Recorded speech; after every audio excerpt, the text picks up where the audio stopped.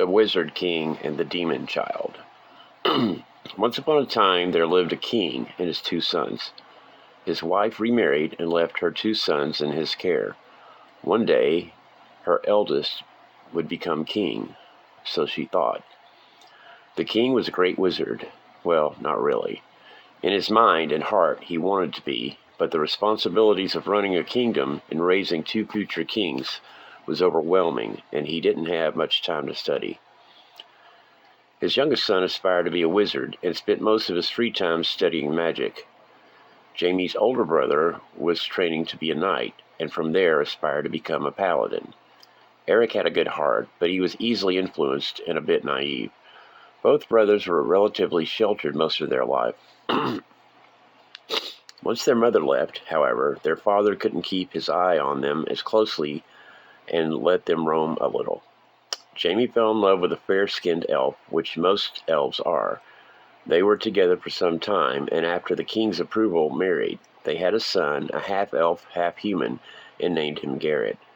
Garrett's mother had a lot of ambition and wanted to spend lots of time out with her friends, who were not yet married, nor had responsibilities as wives or mothers. The princess, by marriage to a prince, felt isolated because of her marriage and motherhood, and began to regret the prince and her son.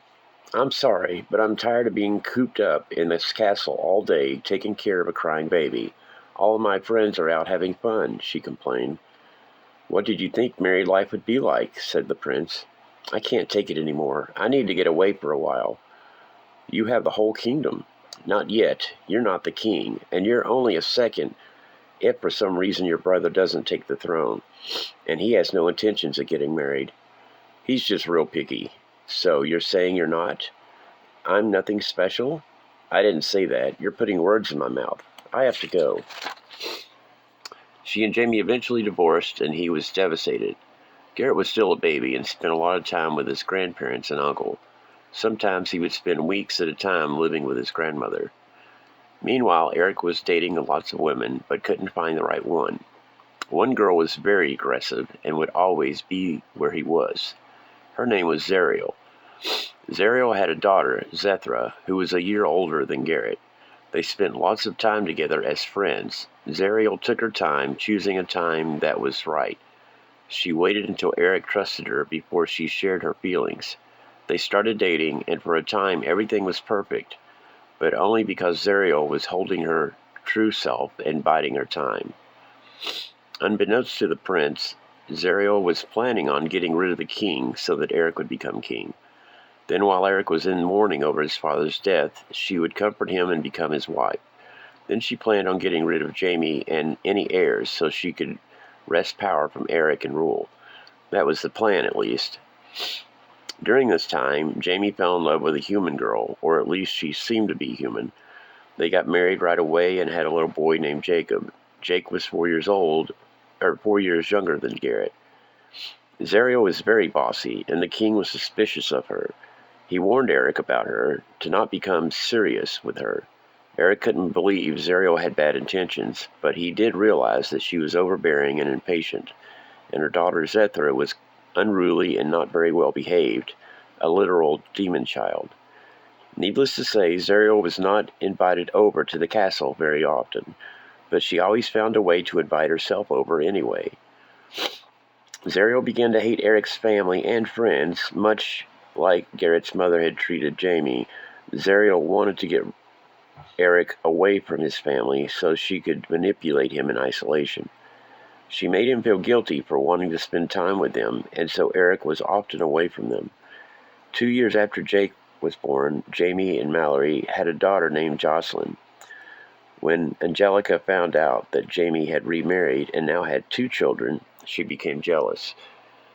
By this time, some of her friends had grown up and were married, and it dawned on her that she screwed up.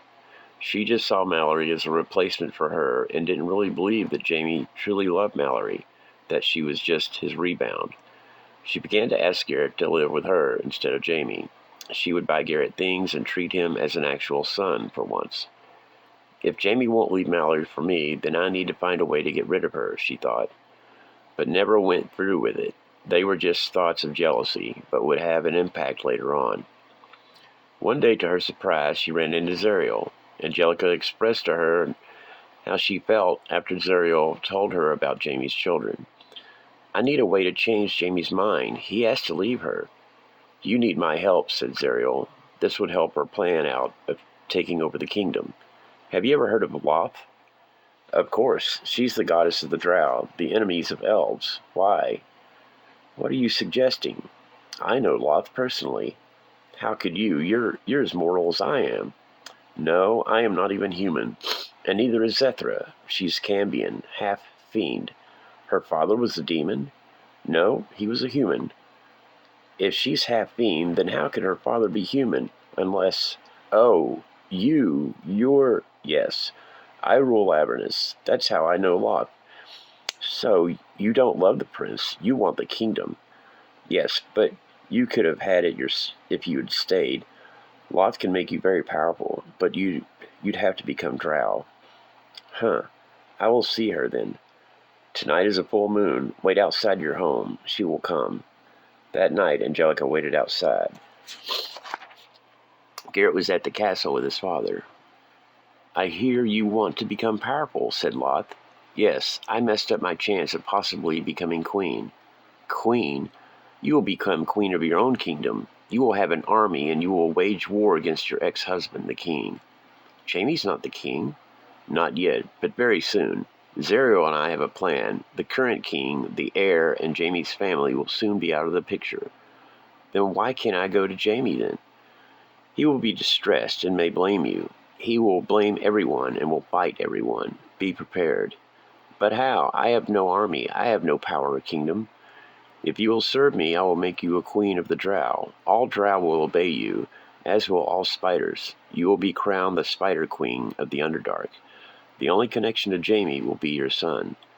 "Do it. I will follow your plan." "Good." Spiders came out of the ground, out of the forest, out of Lolth's hair. They all crawled onto Angelica, covering her body completely. Then they receded, and she stood up. "Drow will come to you. Follow me." She did, and they came upon a cave that led underground with vast caverns and systems of tunnels. In the largest cavern was a huge boulder. Lolth shot lightning from her fingers and blew chunks away, revealing a throne. She made rooms for other Drow and Angelica to live in. "Expect ornate furniture to be brought tomorrow. Tonight will be your last sleep in your home. No male Drow will be ruler. Females have authority. Your son cannot rule. So there's no reason to change him. He can, however, rule the elven kingdoms, and even in place of his father, if Zariel fails. There's a war coming among the gods. Keep this in mind." Angelica was now the Spider Queen. Drow from all over came to her kingdom, and she received great power. She ruled over all Drow and spiders. Drow who had failed Lolth were remade as half-spiders called Driders. She and Zariel planned how they would capture Jamie's wife and children. "Eric, this is Lily," said Zariel. "Hello. My, you're beautiful," said Eric. "Yes, well, Angelica wants to come and see Jamie and meet Jake and Jossie." I'll ask. If he only glimpses at Lily's beauty, I'm sure he'll agree to anything," said Eric. "What kind of spell are you using, Lolth?" "It's high-level spell. Don't you worry. I'll not be stealing Eric from you." "Hello, I'm Jamie, and you are... My, how beautiful you are. What can I do for you?" "I'm Lily. I have a request." "Anything, my dear Lily. Angelica would love to meet your beautiful young children." "Of course. Is she with you?" "Why, yes." The Spider Queen came in wearing expensive and exquisite clothes, a red dress with black web trim. "She married a king and has become a queen." "Really? Mallory, this is Queen... Spydra. Never heard of King Spydra before." "Nor would you," said Lolth. "He is a Drow king in the Underdark," said Lolth. "Oh, well, where are the children?" said Jamie. "Jake, Jossie, come here and meet Garrett's mother." Jake was 4 and Jossie 2, and in the back, unknown to Lolth, Zariel, Zethra, or even Angelica, was a baby girl named Peyton, asleep. While they met Angelica, Zariel talked to Eric. "We need to talk," she said. Jossie heard Zariel and Eric arguing about something. Then Zethra came out and stood by Garrett. The king decided to see what was going on. "So, Jamie, could you show me around?" said Lily. "Why, sure, follow me." Angelica signaled for her Driders to enter the castle through an upstairs window. "I would love to see your rooms," she said. "Well, sure, I have to put them to bed anyway," said Mallory. "I can help with that. This is a sleeping potion. They will sleep well tonight." "I'll put it in some milk." "Good." Mallory did, and they drank it. Then she put them to bed. When she blew out the candles, Angelica stabbed her with a poisoned dagger, and Mallory passed out. The Driders took Mallory, Jake, and Jossie out the window into the Underdark. Angelica came down and waited on Zariel and Lily. Garrett was there with Zethra. Thomas walked in on Eric and Zariel's argument. "So, you want to treat me like this? I'll make it so no one will ever want to be with you again. I'll turn you into a dwarf." Poof! She had powers. Eric was unaware. He looked down at his short legs and stubby fingers. "What?" He looked in the mirror. "I'm a freaking dwarf." "What do you say now? You'll do what I say, or you'll never be king." "I'll just show the kingdom what you did to me, and everyone will hate you," said Eric. With that, she banished him. Eric disappeared. "What have you done, you witch?" said the king. Immediately, she banished the king also. Then she headed downstairs to meet up with Angelica and Loth. "We can't hold them prisoners forever. We should kill them," said Angelica. "No, I'll polymorph them into another race, and then banish them from here," said Zariel. "Something horrid, then, so no one will accept them into society. No one will help them. Make them so that even they don't recognize each other." "I have an idea, but we'll wait until we get back. Lily, it's time to go," Zariel said telepathically. "Thanks for the tour, but I've got to get going. Won't you show us out?" "Of course. Garrett, are you staying?" said Jamie. "He's leaving with us for now." "Enjoy your evening," said Loth. With that, he closed the door. "Mallory?"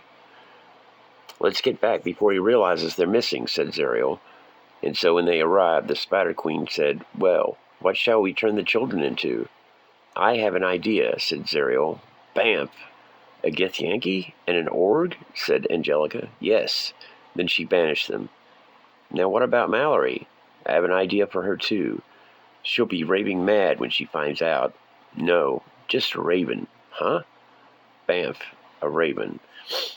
Eventually, neither Thomas nor Eric could be found anywhere. Jamie looked all over the castle for Mallory and the kids. "What a fool I've been. Angelica has taken them somehow. They don't know Peyton. I've got to hide her until I solve this puzzle." Bewildered over what happened, Jamie took his infant daughter to the high priest of the temple of Obed-Hai. "I need you to care for her. No one knows who she is. She'll be safer with you until I find out who's responsible." "As you wish, sire." Jamie became king and spent every waking moment becoming a better wizard to find his missing family. Word came to him that his family was found in the dark woods, eaten by lycanthropes. Zariel took some commoners, polymorphed them to look like his family, and had a pack of wolves eat them. From then on, all lycanthropes were banned from the kingdom. All he had left in the world was his eldest son, Garrett, who lived in the Underdark with his mother, the Spider Queen, who had plotted to have Jamie killed in battle. Zethra asked Zariel when were they going to visit Erica. "He's gone." "Gone? What do you mean gone? Gone where?" "To another time. I banished him." "You banished him? How could you do that? Do you hate me so much? I wanted him for myself." "It's too late now." Where did you banish him? I'll find him." "You can't. They're in the future." "They? Who are they?" "King Thomas, Jossie, and Jake." "But they'll find each other and find a way back." "No, they won't. I changed them, all of them, except Thomas. He surprised me, and so I didn't have time to change him. I had to get rid of them quickly before he escaped." "So what did you change them into?" "Jossie's a Githyanki, Eric's a dwarf, and Jake's an ogre." "Ha! They're outcasts. No one will help them. They'll be killed or destroyed." "I know. But why can't I have Eric?" "Because he's mine. He must suffer. But you said you didn't want him. I know what I said. He's mine and no one will have him. Not even you. You hear me? No one. All who give him support will suffer. Ah, said Zethra. Where do you think you're going, young lady? Out for a walk. Don't go far. I am 9 years old. I can take care of myself. My horns are coming in. See? Maybe I'll marry Garrett and become queen. She made her way into the dark woods. She cast invisibility over herself and made her way into the Underdark. Who goes there? Said a Dryad guard. Zethra became visible. Oh, it's you. Forgive me, young Cambion. I will if you tell me where Garrett is. Skipping stones by the pool. He's in a mood. So am I. She made her way to the pool in the large underground cavern. Excuse me? You! What do you want? I need your help. Ha! You must be insane, said the 8-year-old. Do you know what your mother did to my uncle and my siblings? I overheard Mom and her talking about it. Yes, she told me. I didn't want Eric banished. It was a shock to find out. I'm sorry about Jake and Jossie, too. No, you're not. You're right. I never got along with them.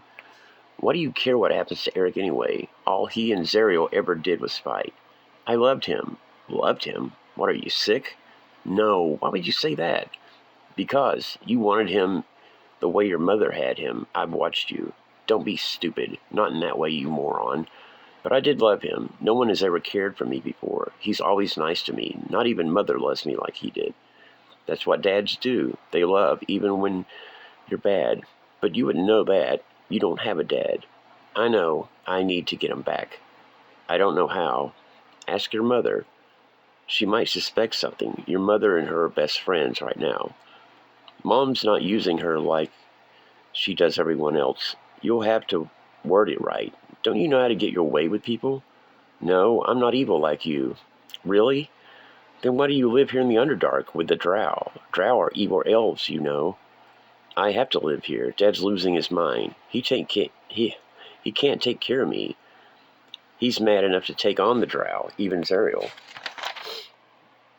That's it. That's how to reverse what Mom's done.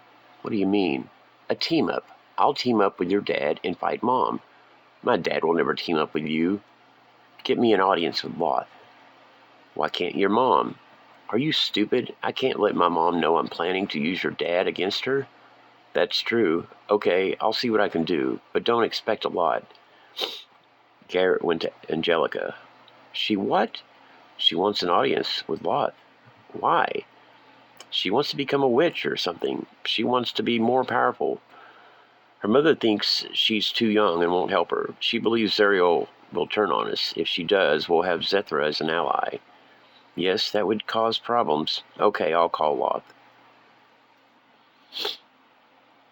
Well, how did it go? Said Zethra. I told her you wanted to become a witch and your mother wouldn't let you. A witch? Why would you say that? It's all I can think of.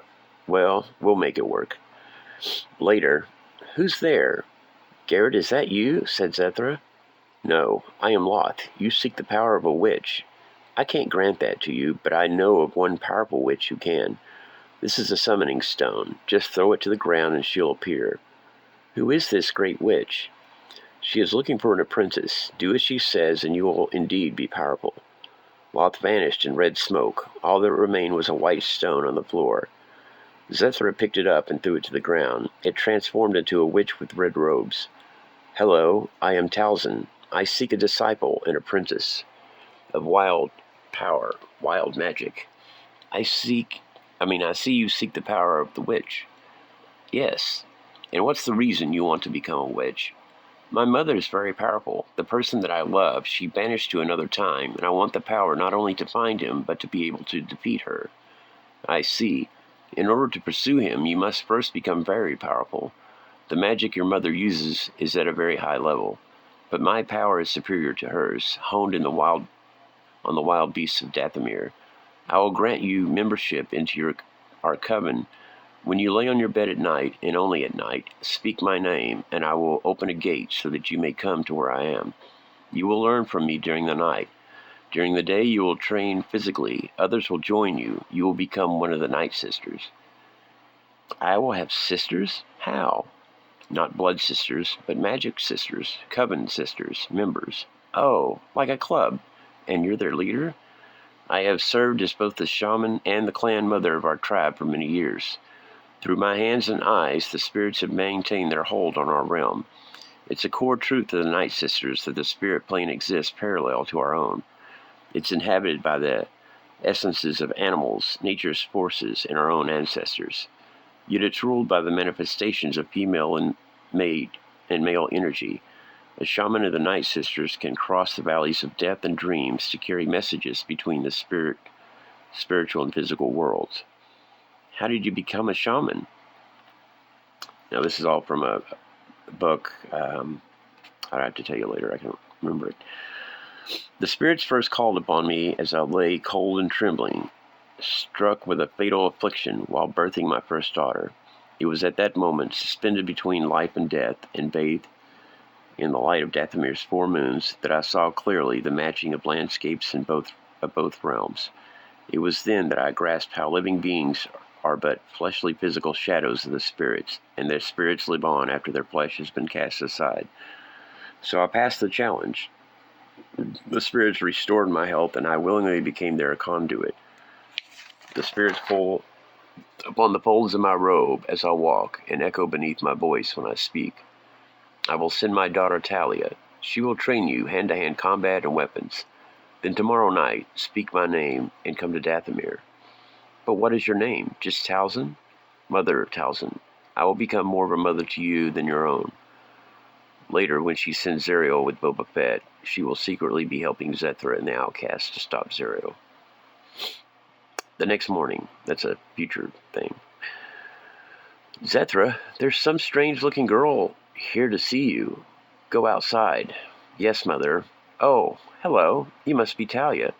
I am. I'm here to train you in weapons and hand-to-hand combat.